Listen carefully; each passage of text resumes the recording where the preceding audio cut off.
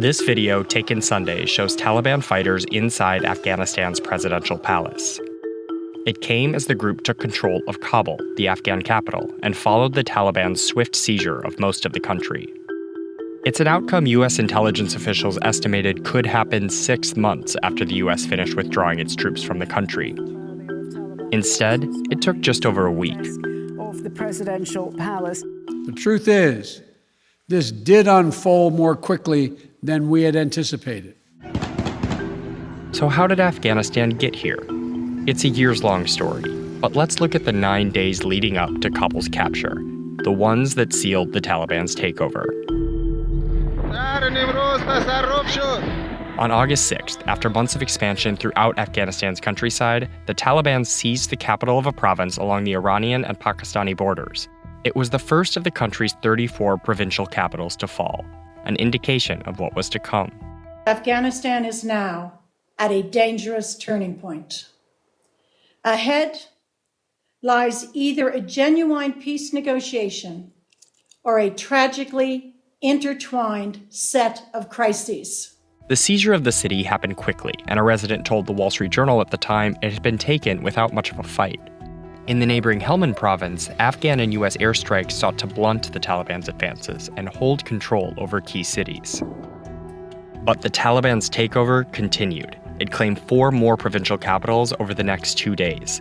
On August 8th, it seized the strategic hub of Kunduz, all but eliminating the government's presence in large swaths of the country's north. Videos released by the Taliban showed fighters inside the city's government buildings. The pace of the group's expansion concerned Afghan and Western officials, who said without a forceful international response, the total collapse of the Afghan government could happen this fall, earlier than initially warned. Meanwhile, citizens from Kunduz and other provinces claimed by the Taliban began fleeing, seeking safety in the nation's capital, Kabul. Then, on August 10th, President Biden defended his decision to pull U.S. forces out of the country, saying Afghan forces were trained and equipped to fight. They've got to fight for themselves, fight for their nation. But by August 13th, the Afghan government had lost about half of the country's provincial capitals, including its second and third largest cities, Kandahar and Herat.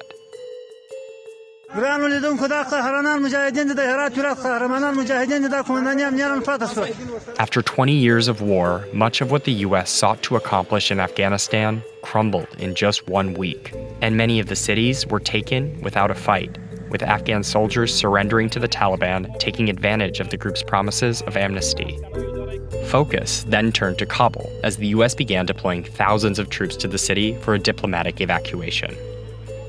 Then, Afghan President Ashraf Ghani addressed the nation for the first time since the Taliban's takeover of the provincial capitals began, saying his priority was to remobilize Afghan security forces and defend Kabul. But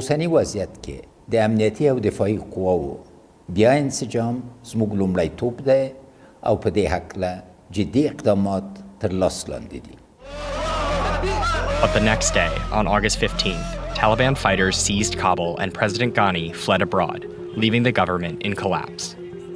And by that evening, insurgents took the palace, where they were filmed removing the Afghan flag. With Kabul's capture, 9 days after the first provincial capital fell, the Taliban looked to have control over nearly all of Afghanistan. As the Taliban moved on Kabul, U.S. troops airlifted Western diplomats and civilians from the U.S. embassy to the military side of Kabul's airport. It's a scene that drew comparisons to the rushed exit from the U.S. embassy in Vietnam in 1975, a parallel Secretary of State Antony Blinken rejected on CNN. This is not Saigon. We went to Afghanistan 20 years ago with one mission, and that mission was to deal with the folks who attacked us on 9/11. And we have succeeded in that mission.